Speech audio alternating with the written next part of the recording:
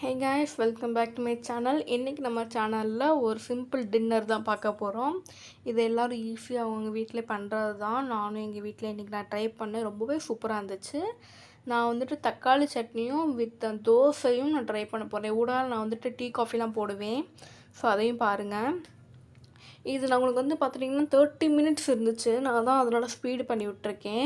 ஏன்னா நம்மக்கிட்ட வந்துட்டு யூடியூப்பில் அவ்வளோ அப்லோட் பண்ணுறதுக்கு நம்மளுக்கு டேட்டா கிடையாது. நெட் 3 GB கிட்ட கேட்கும் இவ்வளோ நேரம் போகிறனால. அதனால் நான் ஸ்பீட் பண்ணி விட்ருக்கேன். நம்மளோட ஃபேவரட்டான கத்தி எடுத்தாச்சு. இப்போ நம்ம வந்துட்டு குட்டி வெங்காயம், அதாவது தக்காளி சட்னிக்கு வந்துட்டு குட்டி வெங்காயம் பண்ணால் தான் டேஸ்ட்டாக இருக்கும். சின்ன வெங்காயம் எந்த ஒரு ஃபுட்டுக்குமே சின்ன வெங்காயம் ட்ரை பண்ணி பாருங்கள். பிரியாணிக்கு வந்துட்டு பெரிய வெங்காயம் போட்டால் தான் நல்லாயிருக்கும். மற்ற டிஷ்க்கு எல்லாமே சின்ன வெங்காயம் போட்டால் அது சூப்பராக இருக்கும். நான் வந்துட்டு சின்ன வெங்காயத்தை எல்லாத்தையும் அந்த மாதிரி எனக்கு தெரிஞ்ச மாதிரி நறுக்கி நல்லா அதை வந்து தோல் சீவிட்டுருக்கேன். இது வந்துட்டு என்னென்ன ஆட் பண்ணியிருக்கேன்னு பார்த்தீங்கன்னா, சின்ன வெங்காயம், வெள்ளைப்பூடு, நான் காரம் நல்லா சாப்பிடுவேங்கிறதுக்காக பட்டை மிளகா, தாளிக்கும் போது அந்த பொட்டு கடலை சொல்லுவாங்களா அது, அண்டு கொஞ்சமாக கருவேப்பிலை, கொத்தமல்லி போட்டு தாளிச்சிட்டு நல்லா தக்காளிலாம் வெந்ததுக்கப்புறமா அதை பவுலில் போட்டு ஆற வைக்கணும். ஆற வைக்கிறோடி நான் டீ காஃபி இந்த மாதிரிலாம் போட்டுட்ருந்தேன். எங்கள் டேடி கேட்டாங்க, டீ கேட்டாங்களா, அவங்க அதையும் போட்டுட்ருந்தேன். எப்படி தாளித்து ஊற்றுறதுன்னு பார்த்தீங்கன்னா நான் போட்டிருக்கேன் பாருங்கள். ரொம்பவே டேஸ்ட்டாக இருக்கும். உங்கள் வீட்டில் வந்துட்டு காரம் அதிகமாக சாப்பிடுவாங்களா இல்லை கம்மியாக சாப்பிடுவாங்கன்னு சொல்லுங்கள். இப்போ இந்த வீடியோவில் வந்து நான் தக்காளி சட்னி எப்படி பண்ணுறேன்னு பாருங்கள். ஃபஸ்ட்டு சின்ன வெங்காயம் நல்லா உரிச்சிக்கலாம்.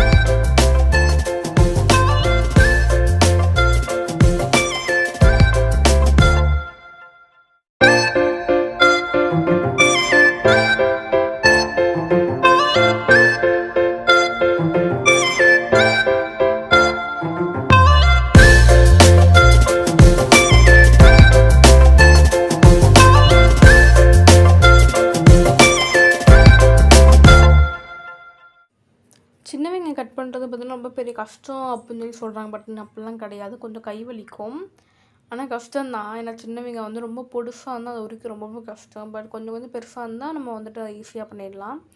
சமைக்கும் போது எல்லாமே நம்ம வந்துட்டு க்ளீனாக வச்சுக்கணும். அடுத்து வந்து பார்த்தீங்கன்னா வெள்ளைப்பூடு. இது வந்து பெரிய சைஸ் வெள்ளைப்பூடுனா உரிக்கிறதுக்கு ரொம்பவே ஈஸியாக இருந்துச்சு.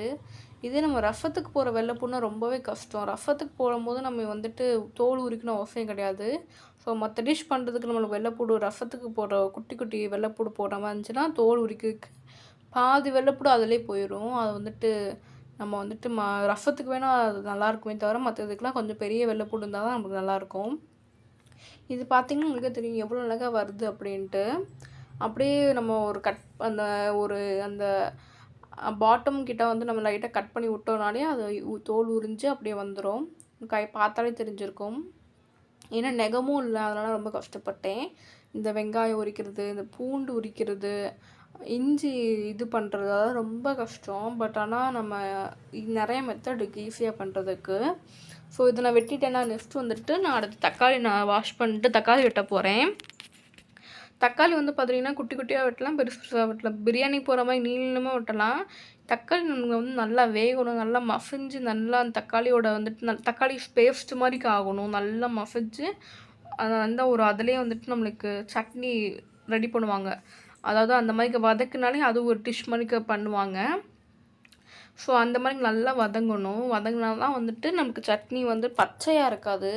அது வந்துட்டு வெந்த மாதிரி இருக்கும். இல்லைனா நம்மளுக்கு வந்து பச்சையாக சாப்பிட்ற மாதிரி இருக்கும். ஸ்மெல் தக்காளி ஸ்மெல் அப்படியே வரும், தாளித்த ஸ்மெல் வராது. ஸோ நல்லா வேக விடணும் தக்காளியை.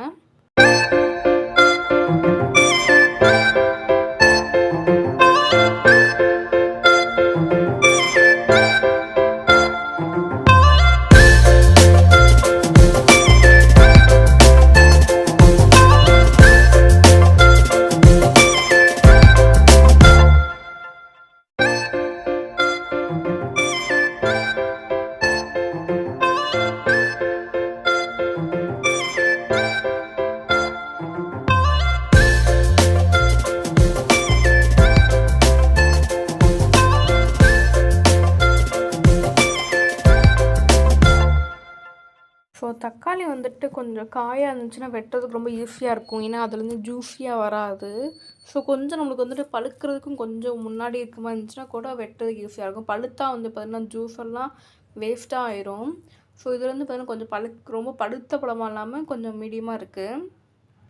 வெள்ளைப்பூடு வெள்ளைப்பூடு அந்த வந்துட்டு பாட்டம் கிட்ட நான் வெட்டாமல் விட்டேன். ஸோ அதை நான் வெட்டிட்டு நல்லா இது எல்லாமே இன்னும் வாட்டி வாஷ் பண்ணிவிட்டு ஸோ நெக்ஸ்ட் நம்ம வந்து தாளிக்கிறதுக்கு போயிடலாம். பட்டை மிளகா பார்த்தீங்கன்னா நான் 5 பட்டை மிளகா எடுத்திருக்கேன். ஆனால் 2 ஆளுக்கு தான் சட்னி அரைச்சிருக்கேன். நான் 5 பட்டை மிளகா எடுத்திருக்கேன். இப்போ ஒரு பிளேட்டில் வந்துட்டு பொட்டுக்கடலையும் கருவேப்பிலை கொத்தமல்லியும் எடுத்திருக்கேன். ஏன்னா தாளிக்கும் போது போட்டால் கொஞ்சம் மணமாக இருக்கும். இப்போ வந்துட்டு இந்த கடாயில் வந்து பார்த்தீங்கன்னா இப்போ நான் காமிச்சேன் இல்லையா ஒரு லைட்ரு, அதை வந்து 20 ரூபா கடையில் வாங்கினேன். ஜஸ்ட் 20 rupees தான்.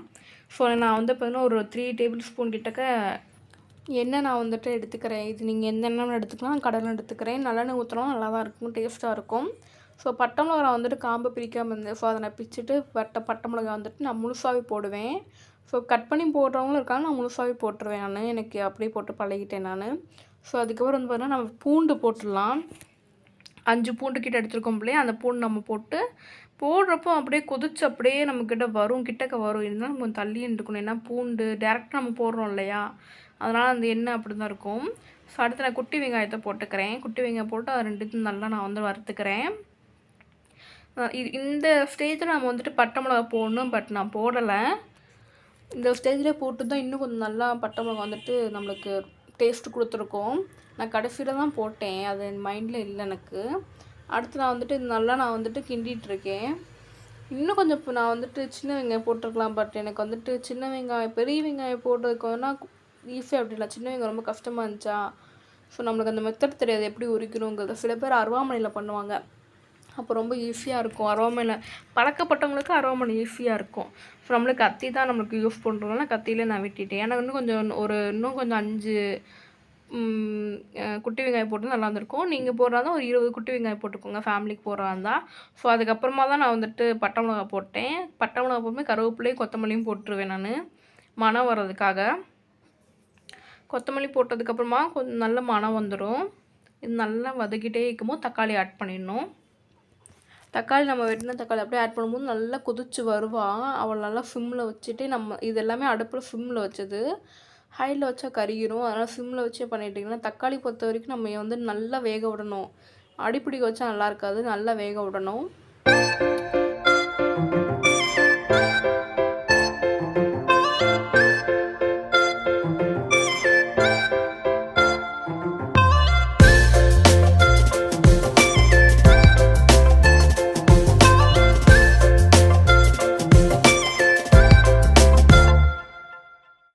ஸோ இப்போ இதை நம்ம நல்லா கிண்டிக்கிட்டே இருக்கலாம். பாருங்கள் எவ்வளோ அழகாக வந்திருக்கு அப்படின்ட்டு.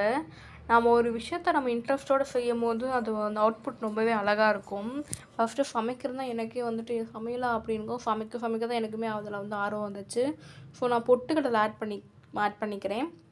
நீங்கள் வந்துட்டு ஃபேமிலிக்கு எல்லாருக்கும் சேர்த்து பண்ணுறதா இருந்துச்சுன்னா நீங்கள் ஒரு ஆஃப் கோகோனட் கூட நீங்கள் ஆட் பண்ணிக்கலாம். தேங்காய் கூட நல்லா துருவி போட்டுட்டிங்கன்னா அதுவும் டேஸ்ட்டாக இருக்கும். பட் நான் வந்துட்டு தேங்காய் யூஸ் பண்ண மாட்டேன். உப்பு நான் அவ்வளோ எடுத்தேன், பட் உப்பு அவ்வளோ போடக்கூடாது, அதோட பாதி தான் போடணும். இப்போ நான் எடுத்துருக்க குவான்டிட்டி வந்து பார்த்தீங்கன்னா 2 ஆளுக்கு ஏற்ற மாதிரி எடுத்திருக்கேன். நீங்கள் ஃபேமிலிக்கு ஏற்ற மாதிரிக்கு நீங்கள் தக்காளியும் சின்ன வெங்காயத்தையும் வெள்ளைப்பொடியும் கொஞ்சம் அதிகம் போட்டிங்கன்னா டேஸ்ட்டாக இருக்கும். ஸோ நெக்ஸ்ட்டு உனக்கு என்ன டிஷ் வேணும்னு சொல்லுங்கள், நல்லா வேகட்டும். இப்போ நான் மூடி வச்சுட்டு நான் மூடிடுறேன். ஸ்பூனை மேலே அந்த கரண்டி எடுத்து நான் மேலே வச்சுக்கிறேன் நான். ஸோ நான் இடையில சும்மா கை காலை காமிச்சிட்டு இருந்தேன். இது நல்லா வந்துட்டு வெந்தோடனே யாரெல்லாம் சொல்லுங்கள் இந்த மாதிரி எடுப்பீங்க. நான் வந்துட்டு இந்த துணி வச்சு எடுக்கிறது, அதெல்லாம் இடிக்க வச்சு எடுக்கலாம் எனக்கு பிடிக்காது. இந்த மாதிரிக்கு நான் எடுத்து பழகிட்டேன். நான் எங்கள் ஃபேமிலி எங்கள் அத்தாலாம் திட்டுவார், எங்கள் டேடி திட்டுவார், என்னம்மா நீ இப்படி பண்ணுறேம்மா அப்படின்ட்டு. அதே மாதிரிக்கு நான் வச்சுடுவேன். இந்த மாதிரி நீங்கள் எத்தனை பேர் பண்ணுவீங்கன்னு சொல்லிட்டு எனக்கு கமெண்ட் பண்ணுங்கள். நானும் பண்ணுவேன் சிஸ்டர்னு சொல்லி கமெண்ட் பண்ணுங்கள். மறுபடியும் அதே மாதிரி அகைன் எடுத்து நல்லா கிண்டி விட்டுக்கிட்டே இருக்கணும். அடிப்பிடிக்கக்கூடாது, கம்மியாக வச்சுக்கணும் ஃப்ளேமை வந்துட்டு. பாருங்கள் எவ்வளோ அழகாக வந்திருக்கு அப்படின்ட்டு. பார்க்குறக்கே இவ்வளோ ரொம்ப அழகாக இருக்குது. ஸோ சமைக்கிறவங்கள வந்துட்டு இதெல்லாம் ரசிப்பாங்க, இந்த மாதிரி விஷயத்தெல்லாம். எனக்கும் இந்த மாதிரி விஷயத்த ரசிக்கிறதுக்கு ரொம்ப பிடிக்கும், அதோட சாப்பிட்றதுக்கு ரொம்ப பிடிக்கும். ஸோ இந்த ஸ்டேஜில் வந்து பார்த்துட்டிங்கன்னா நம்ம வந்துட்டு கொஞ்சம் தக்காளி மசிஞ்சு வந்து நல்லா வெந்தோடனே கொஞ்சம் அமர்த்தி போட்டுடணும். இதை அமர்த்தி போட்டோடனே கொஞ்ச நேரம் ஆற வச்சதுக்கப்புறம் நம்ம ஜாரில் வந்து கன்வெர்ட் பண்ணிடணும். ஆறுனோடனே மிக்ஸி ஜாரில் போட்டுறணும். பாருங்கள் எப்படி இருக்குன்னு. இப்போ இதுவே வந்துட்டு நம்ம நம்ம கிராமத்தில் இருந்தோம்னா இதை நம்ம வந்துட்டு மிக்ஸியில் அரைக்காமல் அம்மியில் அரைச்சிப்பா அது இன்னும் டேஸ்ட்டாக கொடுத்துருக்கும். நல்லா ஒரு 2 நிமிஷம் நல்லா அரைச்சோன்னே இந்த மாதிரிக்கு வந்துடும். ஸோ இதில் வந்து எனக்கு இன்னும் கொஞ்சம் தண்ணி ஊற்றி இன்னும் நல்லா அரைப்படணும். பாருங்கள் எவ்வளோ டேஸ்ட்டாக இருக்குது அப்படின்ட்டு. பார்க்குறப்பமே பாருங்கள் எவ்வளோ சூப்பராக இருக்குது. இது வந்து நேரில் பார்க்க ரெட் கலரில் இருந்துச்சு, கேமரா பார்க்க ஆரஞ்சு கலரில் இருக்குது. சூப்பராக இருக்கும். நீங்களும் ட்ரை பண்ணி பாருங்கள் இதை நீங்கள் கண்டிப்பாக ட்ரை பண்ணி பார்க்கணும். அதோட இட்லிக்கு இது ரொம்ப நல்லாயிருக்கும். ஸோ மேகி பாக்கெட்டோடு வச்சுருக்கேன். ஏன்னா மேகி பாக்கெட் அங்கே இருந்துச்சு, அதனால் வச்சுருந்தேன். அடுத்து மேகி ரெசிபியும் நம்ம போடலாம். மேகி வந்துட்டு எப்படி 2 மினிட்ஸ் சமைக்கிறதுன்னு பற்றி சேலஞ்ச் பண்ணலான்னு இருக்கேன். நீங்கள் என்ன சொல்கிறீங்க கமெண்ட் பண்ணுங்கள். நான் பண்ணா வேணாமான்னு சொல்லுங்கள். ஸோ இதை பண்ணி முடித்தோடனே நான் வந்து ஒரு பவுலில் நான் மாற்றிக்கிட்டேன். ஸோ அடுத்து நான் வந்து தாளித்து பண்ணுற வேலை தான். தாளிக்கிறது மட்டும் தான் வேலை நம்மளுக்கு. ஸோ மேகி பாக்கெட் எடுத்து காமிச்சிட்ருப்பேன், அது ஏன்னு தெரில. ஸோ நெக்ஸ்ட்டு வந்து பார்த்தீங்கன்னா தாளிக்க போகிறோம். தாளிக்கிறதுக்கு வந்துட்டு டிமார்ட்டில் வாங்கினா 100 ரூபா இந்த பேன். இந்த பேன் டிமார்ட்டில் வாங்கணும் 100 ருபீஸ். நல்லா அடுப்பை வந்துட்டு நல்லா வந்துட்டு ஃபுல்லாக வச்சுட்டு நல்லா எண்ணெய் கொதிச்சோடனே டக்குன்னு ஆஃப் பண்ணிடணும். ஏன்னா வந்துட்டு இதுக்கு ரொம்ப நம்ம வந்துட்டு ஹீட் பண்ண அவசியம் கிடையாது. லைட்டாக அந்த கடுகு வந்துட்டு பொரிஞ்சு கருவேப்பிலை லைட்டாக வந்துட்டு ஒரு கிரிப்ஸி வந்தாலே போதும். கருவேப்பிலை வந்துட்டு ரொம்ப ஒரு கருவேப்பிலை சில பேர் அப்படி பண்ணுவாங்க. பட் நான் வந்துட்டு அப்படி பண்ண மாட்டேன். ஏன்னா நான் ஹேர் க்ரோத் நல்லா வளரணுக்காக நான் வந்துட்டு கருவேப்பிலை ரொம்ப நம்ம பாயில் பண்ணாமல் ரொம்ப நம்ம வந்து ஃப்ரை பண்ணாமல் நான் வந்துட்டு கொஞ்சம் ஒரு 50% எடுத்துடுவேன். ஏன்னா கருவேப்பிலை அப்போ தான் பார்க்கறது வந்து கொஞ்சம் டேஸ்ட் தெரியும். நான் பச்சையாக சாப்பிட மாட்டேன், அதே சமயத்தில் இந்த மாதிரிக்கு நான் சாப்பிடுவேன், நல்லாயிருக்கும். இப்போ பாருங்கள் ஸ்டவ்வை ஆஃப் பண்ணிடுவேன். ஆஃப் பண்ணிட்டு இதை நம்ம வந்துட்டு சட்னியில் நான் வந்துட்டு ஊற்றிடுவேன்.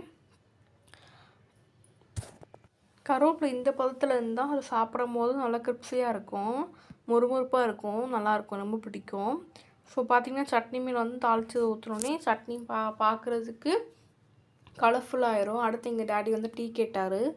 ஸோ டீ வைக்கிறதுக்காக நான் கொஞ்சம் என்னோடய கேமரா அட்ஜஸ்ட் பண்ணிகிட்டு இருந்தேன். இதில் முன்னாடி வந்துட்டு ஒரு டீ போட்டிருந்தேன். அதுக்கப்புறம் அது காலியானோன்னு இன்னொரு டீ கேட்டனால டீ போட்டுட்ருக்கேன். ஸோ நான் வந்துட்டு ஒரு ஆளுக்கு டீ போடுறதுனால ஒரு கிளாஸ் நான் தண்ணி ஊற்றிக்கிறேன்.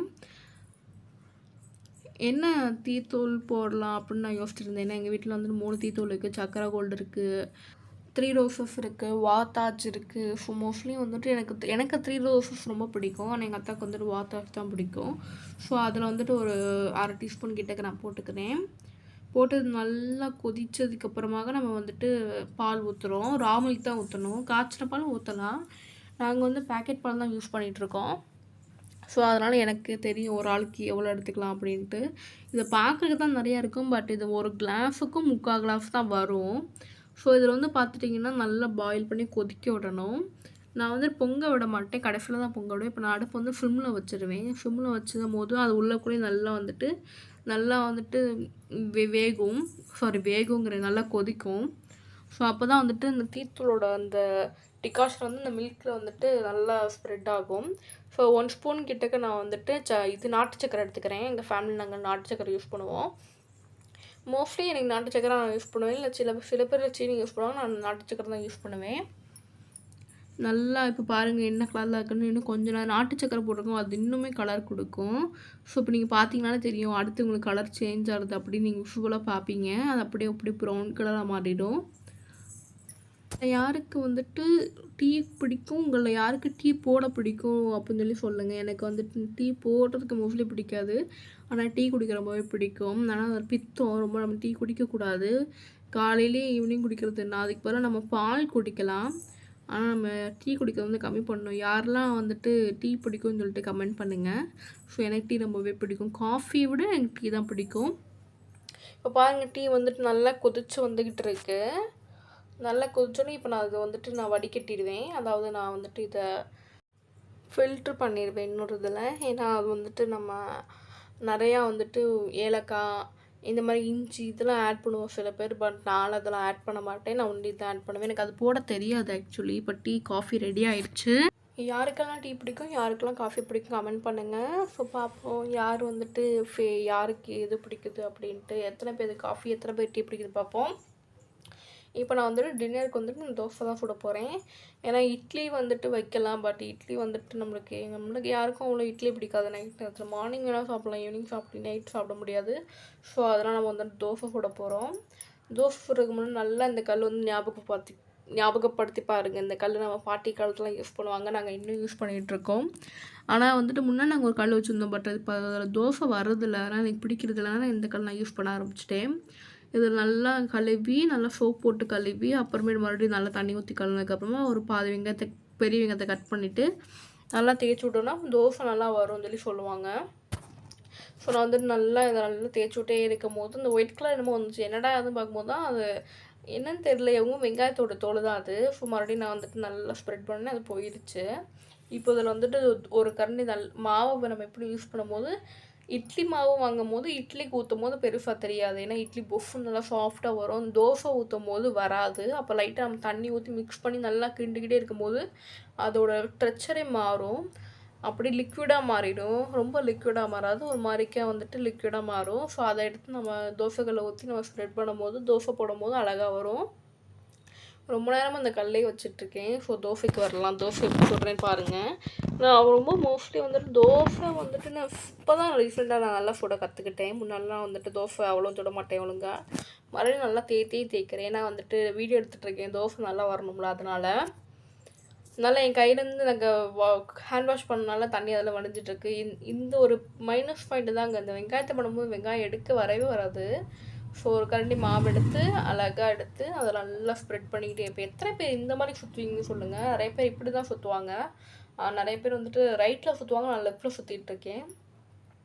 அடுத்து நல்லா இவ்வளோ எண்ணெயை ஊற்றிருக்கேன். பட் நீங்கள் வந்துட்டு வெயிட் லாஸில் இருக்கீங்கன்னா தயவு செஞ்சு நீங்கள் அந்த தோசையெல்லாம் அவாய்ட் பண்ணிங்கன்னு நான் சொல்லுவேன். ஏன்னா எண்ணெய் வந்துட்டு சேர்க்கவே கூடாது வெயிட் லாஸில் இருக்கப்போ.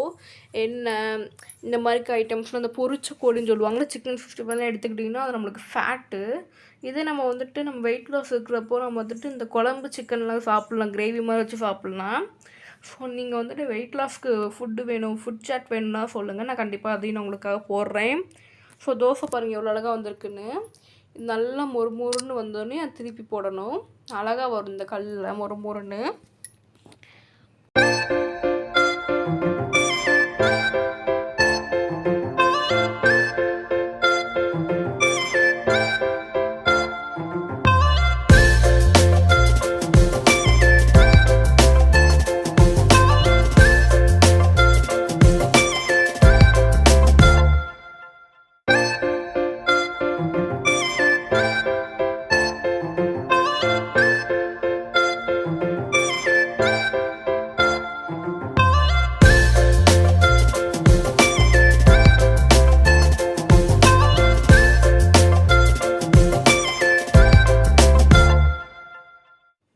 ஸோ உங்களுக்கு பார்த்தாலே தெரியும் நான் எவ்வளோ எண்ணெய் நான் வந்துட்டு ஊற்றுறேன்னு. ஸோ இவ்வளோ எண்ணெய் வந்துட்டு வெயிட் லாஸ் நீங்கள் இருக்கீங்கும் போது இவ்வளோ எண்ணெய் நீங்கள் ஊற்றக்கூடாது. எண்ணெயை நீங்கள் வந்து ரொம்ப கம்மியாக எடுத்துக்கணும். ஏன்னா எண்ணெய் நம்மளுக்கு வந்து ஃபேட்டு தான் நம்மளுக்கு. ஸோ வெயிட் லாஸ் பொறுத்த வரைக்கும் நம்ம வந்து டயட் மூலியமாகவும் நம்ம வந்துட்டு வெயிட்டை கண்ட்ரோல் பண்ணலாம், ஒர்க் அவுட்டும் பண்ணலாம், இல்லை நம்ம வந்து ஃபாஸ்டிங்கும் இருக்கலாம், இல்லைன்னா நிறையா விஷயம் இருக்குது. மோஸ்ட்லி வந்துட்டு நான் வந்து டயட்டும் ஃபாலோ பண்ணி ஒர்க் அவுட்டும் பண்ணுவேன். ரெண்டுமே பண்ணும்போது நம்மளுக்கு வந்து எக்ஸ்ட்ராவாக நம்மளுக்கு வந்துட்டு அதுக்கான ரிசல்ட் கிடைக்கும் நம்மளுக்கு. இப்போ நம்ம வந்து டயட்டாக இருக்கும்போது ஒர்க் அவுட் பண்ணும்போது அதுக்கான ரிசல்ட் நமக்கு ரொம்ப நல்லாவே கிடைக்கும். டயட் மட்டும் இருந்தாலும் நம்மளுக்கு வந்துட்டு நல்ல டயட்டான நல்லா ஹெல்த்தியான சாப்பாடு சாப்பிட்டு நம்ம அப்படியே சாப்பிட்டோன்னே தூங்கிட்டோம்னாலும் அது நம்மளுக்கு வெயிட் போட தான் செய்யும். ஸோ சாப்பிட்டோன்னே தூங்கவே கூடாது. ஒரு 1/2 hour அதை செமிக்க தட்டியும் நம்ம வந்துட்டு கொஞ்சம் நம்ம உட்காந்துருக்கணும். அட்லீஸ்ட் இல்லைன்னா கொஞ்சம் நடக்கவாச்சும் செய்யணும். ஸோ கொஞ்சம் மெதுவாக நடந்துக்கிட்டே இருந்தாலே அதுவே போதும் தான். ஏன்னா அப்போ நம்மளுக்கு வெயிட் லாஸ்க்கு ரொம்பவே ஹெல்ப்ஃபுல்லாக இருக்கும். சாப்பிட்றதுக்கு அப்புறம் நம்ம வந்துட்டு ஒரு 1/2 மணி நேரம் நடந்தோன்னா ரொம்ப ஹெல்த்தி நான் சொல்லுவேன். ஏன்னா சாப்பிட்டோன்னே படுக்கிறது வந்து அப்போ பழகி அப்படியே தொப்பு போட்டுரும் நம்மளுக்கு. ஸோ வீட்டில் வந்துட்டு ஏதாச்சும் வேலை இருந்தால் பாருங்கள், பாத்திரம் விளக்கலாம், வீடை கூட்டலாம். ஸோ கொஞ்சம் நம்ம உடம்பு வந்து ஸ்ட்ரெயின் பண்ணிக்கிற மாதிரி ஏதாவது வேலை இருந்தால் நம்ம செமிக்கிறது ரொம்ப ஈஸியாக இருக்கும். ஸோ அட்லீஸ்ட் ஒரு 15 மினிட்ஸாச்சும் நம்ம வந்துட்டு ஏதாச்சும் வேலை பார்த்துட்ருக்கணும், நடந்துக்கிட்டு இருக்கணும். இல்லைன்னா ஏதாச்சும் நம்ம மாடி இப்படி ஏறிட்டு இருந்தால் நம்மளுக்கு செமிச்சோடனே நம்ம படுத்து தூங்கலாம். ஸோ அதுக்கப்புறம் தூங்குறப்போ நம்மளுக்கு அந்தளவுக்கு ஃபேட் போடாது. ஸோ நான் தோசை போட்டு முடிச்சோடனே நான் அடுத்து வந்துட்டு நான் எப்படி வந்துட்டு உங்களுக்கு வந்திருக்கு அவுட்ஃபுட் வந்திருக்குன்னு சொல்லி காட்டுறேன். ஸோ நான் வந்துட்டு இப்போ வந்து 2 தோசை சுட்டுருக்கேன்னா அடுத்தது 3வது தோசை 3 தோசை கிட்ட தான் நான் சுடுவேன். அதுக்கு மேலே நான் சாப்பிட மாட்டேன். மார்னிங் வந்துட்டு 2 தோசை சாப்பிடுவேன். நான் நைட்டு தூங்குறப்போ 3 தோசை சாப்பிடுவேன். ஸோ அதையும் கம்மி பண்ணணும். மார்னிங் 3 தோசை சாப்பிட்டுட்டு நைட்டு வந்துட்டு 2 தோசை சாப்பிட்ணும். நைட் வந்து எப்பவுமே கம்மியாக தான் சாப்பிட்ணும். வயிறு ஃபுல்லாக சாப்பிடக்கூடாதுன்னு சொல்லி சொல்லுவாங்க. அது நிறைய சயின்டிஃபிக்காக வந்துட்டு ஏதோ ப்ரூவ் ஆகிருக்குன்னு சொல்கிறாங்க. அது என்னன்னு நம்மளுக்கு விவரமாக தெரிஞ்சால் சொல்கிறேன். ஸோ நான் வந்துட்டு ஒரு தட்டில் என்னோட தட்டில் வந்துட்டு நான் சட்னி வச்சுட்டு நான் காட்டுறேன் நான் எப்படி சாப்பிட்றேன் அப்படின்ட்டு. பாருங்கள் எவ்வளோ சூப்பராக இருக்குன்னு. சட்னி நல்லா சாஃப்டாக வந்திருக்கு. நம்ம கொஞ்சம் குறக்கணும் வச்சாலும் நல்லா தான் இருக்கும். குறக்கணும் அரைச்சாலும் நல்லா தான் இருக்கும். பட் நான் கொஞ்சம் சாஃப்டாக அரைச்சிட்டேன். அது ஏன்னு தெரில. இந்த கொரியன்ஸ்லாம் சாப்பிடுவாங்க. அதெல்லாம் எனக்கு ரொம்பவே பிடிக்கும். ஒரு 5 பேர் சாப்பிட்ற மாதிரிக்கே வந்து சாப்பிடுவாங்க. கொரியன்ஸு, சைனாக்காரங்க எல்லாருமே சாப்பிடுவாங்க. நம்ம இந்தியன்ஸும் அந்த மாதிரி சாப்பிட்றாங்க. எனக்கும் அந்த மாதிரி சாப்பிட்ணுன்னு ஆசை. பட் அது வந்து ஹெல்தி கிடையாது. அதனால் வந்துட்டு நம்ம அளவாக சாப்பிட்டுட்டு நம்ம அளவாக வந்துட்டு நம்ம ஹெல்த்தியாக இருந்துக்கலாம். ஸோ இதோ நம்ம வீடியோ முடியுது. இதுதான் என்னோடய சிம்பிள் டின்னர். ஸோ நீங்களும் ட்ரை பண்ணி பாருங்கள். பேச்சுலர்ஸும் இந்த மாதிரி சாப்பாடு ட்ரை பண்ணலாம். ஃபேமிலி உமன் எல்லாருமே இதை ட்ரை பண்ண ஈஸியான சாப்பாடு. ஸோ நான் வந்துட்டு லஞ்ச் மட்டும் அதாவது குக்கிங் வீடியோ மட்டும் இல்லாமல் நான் வந்துட்டு நிறைய பியூட்டி டிப்ஸும் கொடுத்துட்ருக்கேன். பியூட்டி டிப்ஸும் கொடுக்குறேன். ஹேர் டிப்ஸும் எல்லாமே நான் கொடுத்துட்ருக்கேன். நீங்கள் வந்து கேமரா இப்போ நீங்கள் ஸ்க்ரீனில் பார்த்தாலே தெரியும். ஸோ நான் போடுற வீடியோக்கு எல்லாமே நீங்கள் வந்துட்டு கமெண்ட் பண்ணிட்டு சப்ஸ்கிரைப் பண்ணிக்கோங்க. அப்போ தான் உங்களுக்கு என்ன மாதிரி வீடியோன்னு சொல்லுங்கள். பியூட்டி டிப்ஸ் வேணுமா, இல்லை குக்கிங் வீடியோ வேணுமா, இல்லை க்ளீனிங் ரொட்டீன் வேணுமா, என்ன வேணும்னு சொல்லுங்கள். நான் கண்டிப்பாக அதை அப்லோட் பண்ணுறேன். ஸோ நான் டெய்லி போகிற வீடியோ நீங்கள் பார்க்கணுன்னா நம்ம சேனல் சப்ஸ்கிரைப் பண்ணிட்டு பெல் ஐக்கன் கிளிக் பண்ணிக்கோங்க. அப்போ நான் போகிற வீடியோ டெய்லி பார்க்க முடியும். நாளைக்கு இன்னொரு டிப்ஸோடு சந்திக்கலாம்.